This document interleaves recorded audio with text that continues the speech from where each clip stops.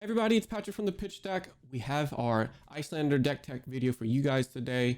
We're going to go through the sideboard, what the record is for what I've had between some armories and the RTN. So if you guys want to just stay towards the end, I'm going to give an in-depth guide and show you how I play Icelander.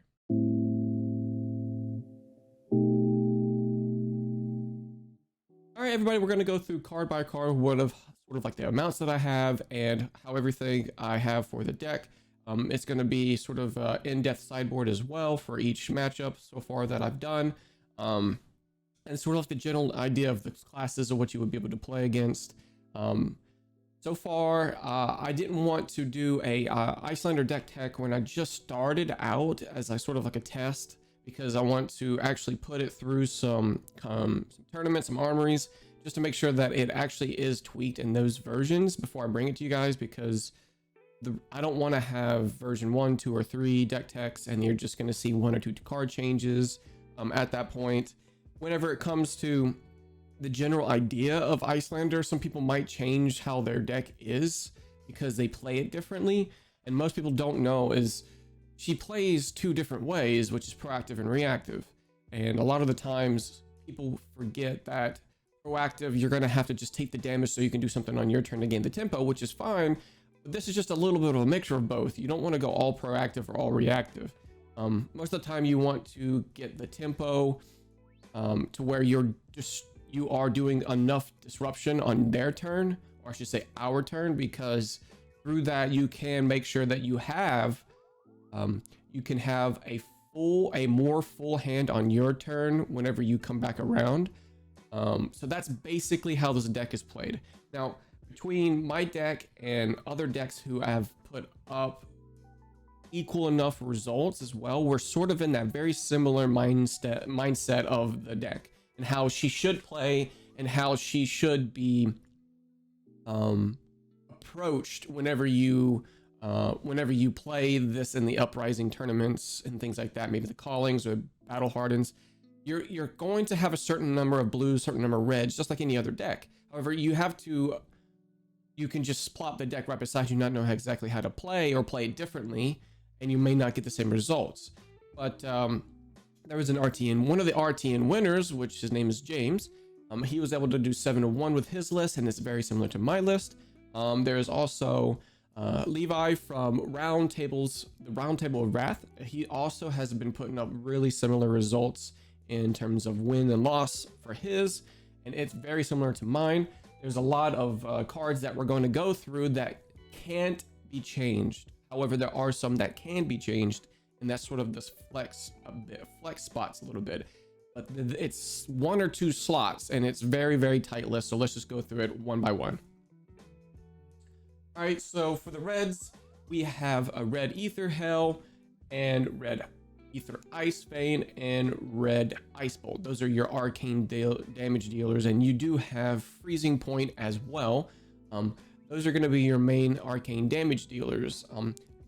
Ether Hell was just a 2 of at the beginning, and I couldn't really fit a spot, so I made everything 3 of, just except for 1 card later on. I'll show you later on. We have red Ether Hell. That's just mainly for your dragons. Thank God a lot of the dragons, well, I should say the big main dragons they're not 3 health, they're 2 or 4. So you can either just use blue Ether Hell or red Ether Hell, and we'll just kind of keep both of those in there right now. Red Ether Ice Vein is your bread and butter to get back into the tempo. If you have enough tempo just to hold on to 2 ice blues or 2 blues just in general, and one of them being an ice, you can do it on your turn and then try to take the tempo back if you've got Insidious Chill. Command and Conquer's in there, along with a Race Face and Nourishing Emptiness. Those are attack actions. So basically, for Command and Conquer, you can put them into some of the aggressive decks. I've started to notice that with Fi, I need to take just Command and Conquer out and put in maybe Ice Bolt, because you need some of that reach towards the end, where I'm bleeding through all of my Ether Ice Veins just to get some tempo back because he's so fast. So I think I was wanting to put a little bit of extra arcane reach, because some of them will just do 1 or 2 AB and they just can't block it at that point.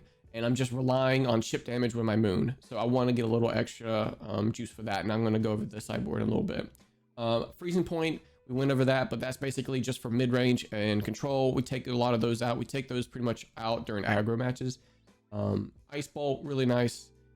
So the defense package, those are our arcane package and the attack action package. Now we have the defense package. It was Fate Foreseen in there. We took it out. We do have Oasis Respite, the MVP of the defense package. I cannot tell you how many games that this have saved me because of the 2 or 3 life that it's gained because of such a close match. Sigil of Permafrost. This card has been gone through so many iterations of colors. Like I had red and blue, and then I just dropped it just to yellow, and then back to blue, then back to red. So I cannot make my mind up, and I think it's fine for now just to be able to do this because I don't have Fate Foreseen. I think you still need that 4-point break for defense. So we're just going to keep the red just for now, and I think it's going to just be fine where it is. Sink Below, All-Star, because I think it's probably better than Sigil in terms of just general defense. If you got like a 3-card red hand, because sometimes that happens, and just 1 blue, you might not want to just use your arsenal straight away. You might want to rely off of the sink, get another card, and maybe get up, change another red, and put that in there, and then get another blue, hopefully another blue, and you might change your decision about what you want to do with your arsenal, depending on whether it be Channel Lake Frigid, because you might need that extra ice card to dump into peak just to keep it around, and then use maybe just the Oasis Respite or whatever the red card is for another block and take a little bit extra damage. But it's really just a solid card. Has always been that way since the beginning. We're on to just the yellows, and there's going to be just 3 Ether Ice Vein yellows, because there's going to be some decks like Dash. They will go up to AB4, and they might want to race you just a little bit depending on the deck that they are. If they are AB4, I believe that they would probably be more pistol fatigue. If they're not and they're more aggressive, they'll probably just keep the Giant Cloth. The attack action gauntlets, basically.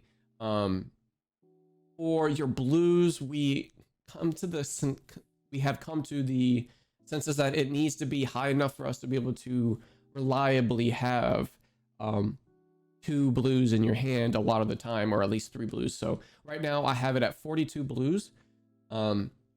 It could go up higher in later on down the line. I may just remove the Nourishing Emptiness and put one random blue, which could just be the Fables. I don't know.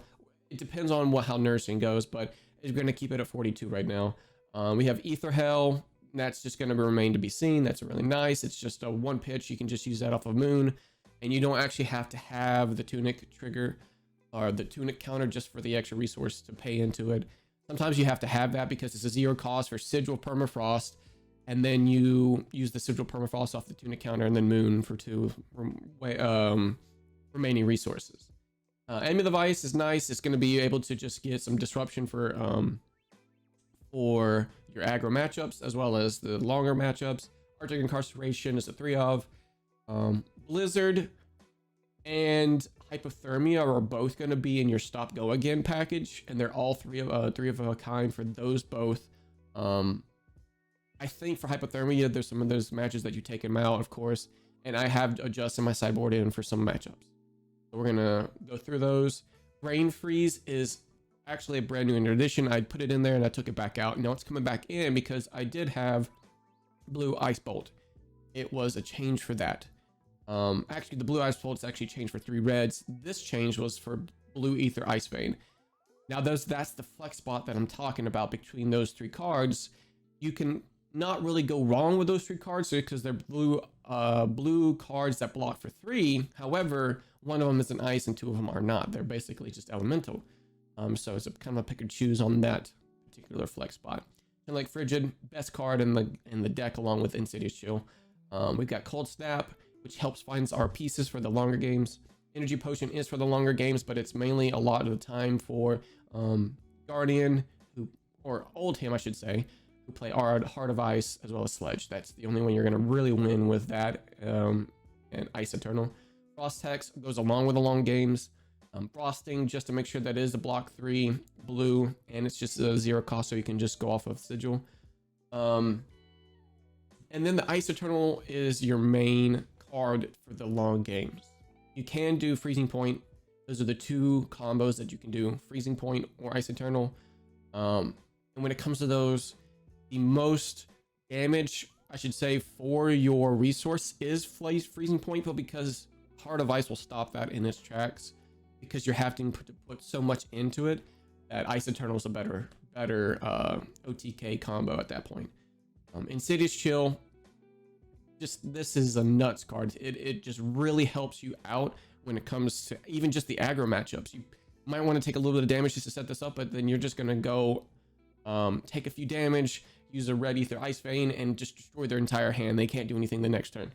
And then of course Winter's Bite, the best blue 0 cost that we have in this deck by far, because Arctic Incarceration isn't the same as this. Even though it taxes you 2 or taxes them 2, you can strip their arsenal card. If they have no arsenal card and they have one card in their hand and they want to just end, they want to arsenal that card, just strip that card out of their hand and make them not have the arsenal at the end of the turn.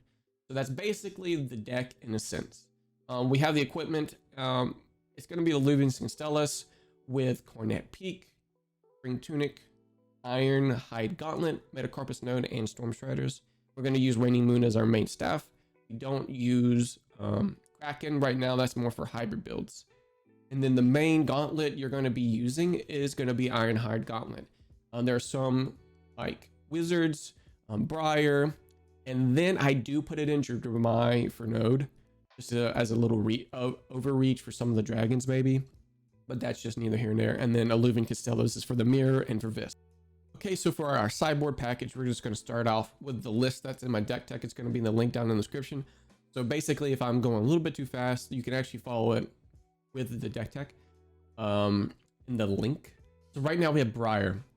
Briar's going to be the first one. It's going to be Constellus and Ironhide. However, I had Ironhide at the beginning, but I lost an RTN match with Briar with just one arcane because I popped my boots just to try to get some traction. I was getting hammered pretty quick.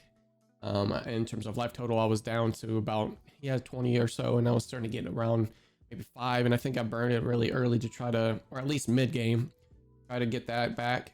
But now it's going to be, during that match, I was actually thinking about what should I side in the node? And I was like, no, I don't think I'm going to really need that. Turns out because there's two types of Briars, there's Bramble Spark or non-Bramble Spark, and I turned it to I got into a Bramble Spark Briar match, and that was the one arcane that dealt me that 1 damage, and it killed me when I was at 1. It didn't even need the attack to go through. So right now, Metacarpus Nodes is going to be in there. Alluvian Castellas is not going to be in there because the amount of arcane damage is inconsistent. You're only going to get maybe about 4 counters the entire match, which is only 2 uses of your staff. At that point, you're going to probably have it to get more out of the 1 resource from Spring Tunic. At that point, it's just going to be way better. For the Reds, the attack actions are out. You don't really need them. CNC isn't really going to be great. Erase Face, not that great as well, because they're not really needing the class or talents unless it's just the Channelmount Heroic, which you're not going to just hold it up for Channelmount Heroic whenever it's on the field and then put it, and then they're just going to block it out. Freezing Points out. You're not really going to need the combo piece right now. It's just you're going to need a little bit more arcane reach with the general Aether Hell, Aether Ice Vein, and Ice Bolt.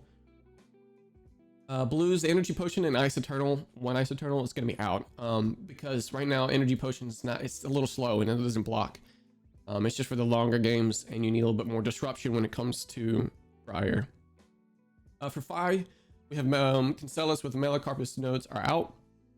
For the Reds, we have Freezing Point and CNC. All 3 copies for those are out, but there's only 1 Aether Hell that you're keeping in. 2 of them are going to stay out because right now, like I said before, I did have it to where it was 2 Aether Hell and then 3 Red Ice Bolt. We need that 3 Red Ice Bolt towards the end, I think. It needs a little bit of extra overreach because they could just block the cards in their hand and they can't really do anything at that point. But you still won't be able to get through their damage. You need to go a little bit past it, so I took that out. We have 3 hypothermias, or I should say 2 hypothermias, and then 3 energy potions. Because right now, you can put just the 1 hypothermia in for 5, but there's not going to be too much reach like maybe I would put all 3 hypothermias in for a Katsu, because they're gonna do Kadachi for one so many times throughout that to try to get that 3rd chain link for the mass trigger, that maybe you could put that in for Phi, but you don't know if that Phi is gonna bring Kadachis or not. Maybe if you see the sideboard and they have like maybe 2 cards near the Phi, that it could be Kadachis, but that might be just a read right there, and you can change accordingly. But for normal Phi for Emberblade, there's only gonna be select cards into that Phi for hypothermia to target. For Viscerai, you're gonna just do your Tunic for Constellas. You want Constellas. That is the MVP and will win you matches throughout the entire match. You're gonna keep your Ironhide Gauntlet as your main. So for this one, it's sort of like Phi, but just a little bit different. CNC and Freezing Point are still gonna be out, and Erase Face really helps because of the Runeblade class that you need for their triggers, for their rune chants, and a lot of the times. And 3 red ice bolts. You really don't need the higher end. You need a little bit lower, which is red ether hells. Keep those in instead. Again, 3 blues, which is the energy potions, and 1 icy eternal. Those are just a little bit too slow. I have a little bit more of an in-depth of how you want to approach these matchups when you look into the FABDB link down below. For the Dramai matchup, this was actually a little bit weird for your blues, but Ironhide Gauntlets are going to be out because the Metacarpus nodes can reach you a little bit higher up on the arcane when you need to hit a dragon on your turn. Maybe just like a 5 Dominia maybe, or Tumulti, or whoever is 5 HP and you have an Ether Hell in hand. You might want to get that overreach just a little bit more because you don't have that red Ice Bolt yet. So you have Sink Below, Sigil Permafrost, and Oasis Respite. They all go out. However, right now I'm kind of keen on keep putting the Oasis Respite back in. But the reason I have this defensive package out is because of the Mai. The Mai kind of just, you can't play those basically, and they're just dead in your hand at that point. For your blues, it's a little weird because currently I have it to where I have like just 1 copy of each, because at this point I just don't know what's good in this deck. You could say 1 Brain Freeze, 1 Energy Potion, 1 Ice Eternal, and 1 Insidious Chill. However, the Brain Freeze might be just a little bit going up, and same as the Energy Potion. Energy Potion might just be a 2 of. I might change it a little bit. I've yet to play too many Dramai, so we need to make sure we get a little bit more matches or practice to know if that's the blue sideboard that I want. For Guardian, this I have had plenty of matchup practice, I should say, to know that this is what I want. Guardian will be Constellas and Metacarpus nodes, as obvious to take those out. You want 1 red Ether Hell, 3 Erase Face, and 3 CNC. Of course, they're going to bring in an Arcane Barrier, so you can push through that, but they're still going to be able to block it out, and you're not going to be able to do much on your turn. You want that extra Arcane cards to be able to push through their Arcane Barrier. That's why I was a little bit iffy, because if I need 1 card to come out for reds, it'd just be 1 Ether Hell, because they will just say, I'm going to AB 3 plus Crown, and then you're pretty much out on your turn. There's not much tempo gain there. For your blues, 3 Hypothermia and 3 Brain Freeze. That's pretty much just a common sense for the brain to freeze. However, for Hypothermia, you could put that in for something else if you're reading into something and you might not want, and you want to stop the go again. However, I keep Blizzard in. It used to be Blizzard to take out. However, a lot of these good Guardians are going to keep Zealous Belting, and they're going to keep Rouse the Ancients, E-Strike, and then they're going to come into a Sledge as well after that. So that's like 11 damage, give or take, certain attacks, maybe even more. So we want to stop that go again as much as you can. It depends on, for like Rouse the Ancients, they could show a blue and then a red and not have any arsenal, but you have a Winter Spite in arsenal. You could stop that go again because they're taxing 1 more resource plus them paying into it, and that stops go again, pretty much the same thing. So that's the Guardian matchup that I have. For Dash, I used to play Dash, so I know how she works a little bit. I played her in the beginning, so we're going to have Metacarpus Node and Casellas out as well. 2 red Ether Hell, 3 CNC, and 1 Freezing Point. At this like junction, because she has naturally 3 AB, She can go up higher, like I said before, but if it's AB4, she might be more pistol fatigue, which kind of is a little favored is favored into you, because it's going to take a little bit longer. If they're just going to sit there shooting pistol at you, which they can do some more general attacks at that point, but if they're going to try to set up faster than you can get more time than to set up your hexes and your chills to be able to do a little bit more of an OTK plan than with boost dash, because boost dash is just, they're going to erase you and you can't get that at that point. If they do boost dash, you might as well just do a tempo plan with a little bit of hex on the background whenever it calls for it. With the blues, you're going to have an energy potion for just one energy potion, because you might need those two at the end. 3 brain freeze and 3 object incarcerations, because of how much blues that they can actually put into their deck. The Arctic incarcerations aren't going to do much.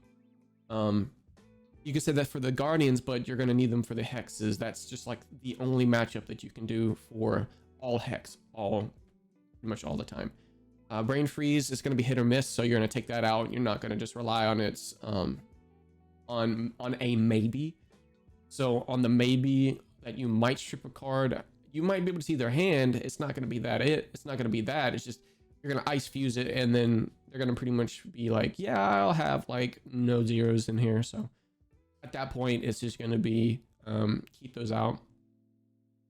For the wizard matchup, you're going to pretty much do the same thing for Icelander and Kano at that point. So Icelander and Kano, all attacks and all defense. So you're going to do 3 CNC, 3 erase face, sink below, and permafrost. And then you're going to keep the Oasis Respite. Oasis Respite, of course, is going to be like blocking some arcane, and it's kind of pretty much the MVP for that matchup. And then your 1 Ether Ice Fame, because you naturally can have an AB4 when it comes to Node, your Constellas, and your boots. And that's the equipment that you want to change out, is you want to have Tunic out and Ironhide Gauntlets out. For those, you're going to just pretty much wait and see if they want to just arsenal a card for your Icelander mirror matchups. You want to try to take that out and then try to get some chip damage in with your moon if you've actually done something from your arsenal at that point. Because if they're just sitting with their 1 card and they end their turn, and it could be a blue, they have to pitch and take the damage, or have and have the arsenal, or pitch it and have no arsenal, and then you're pretty much in the clear at that point. And then they get some counters. However, early counters for their Constellas might be a little bit rough, so keep that in mind. Early Constellas kind of suck. Lexi, you're going to do Metacarpus and Constellas. You don't need those arcane. You just put that out, the normal package for Lexi.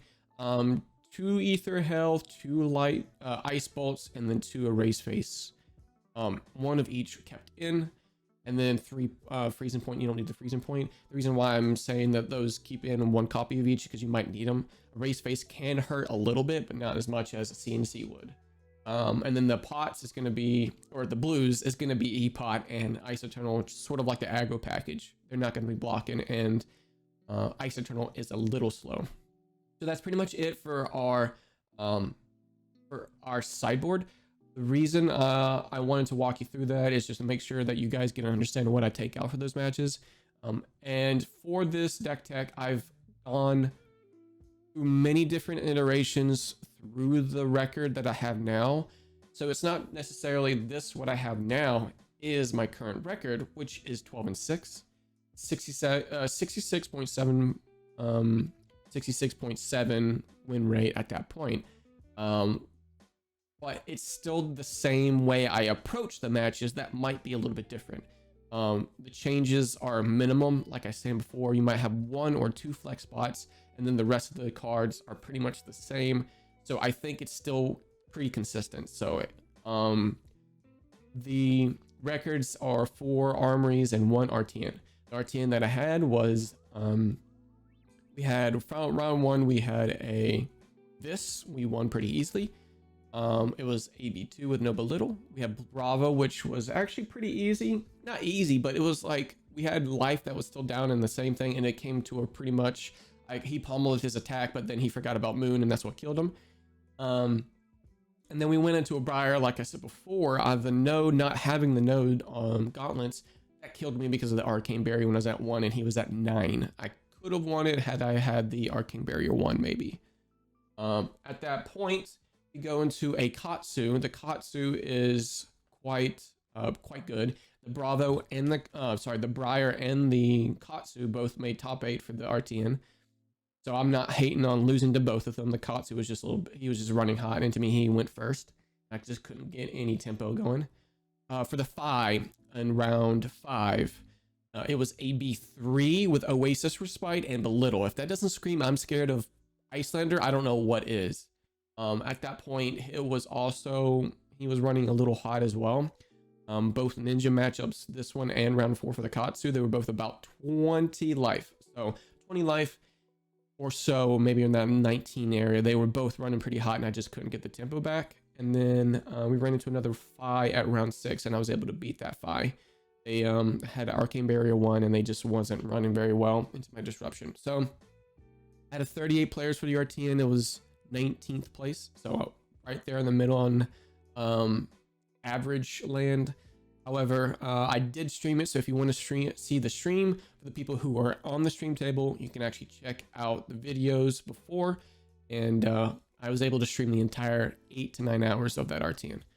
So that's pretty much my deck tech. Thanks guys for watching. And let me know if you have any questions down below, what I could change or would not change. And how if you've tested with the deck, if you have some stories on how it performs, let me know. It's actually a pretty good idea of how the deck performs. Anyways, I'm Patrick from the Pitch Deck. Thanks for watching.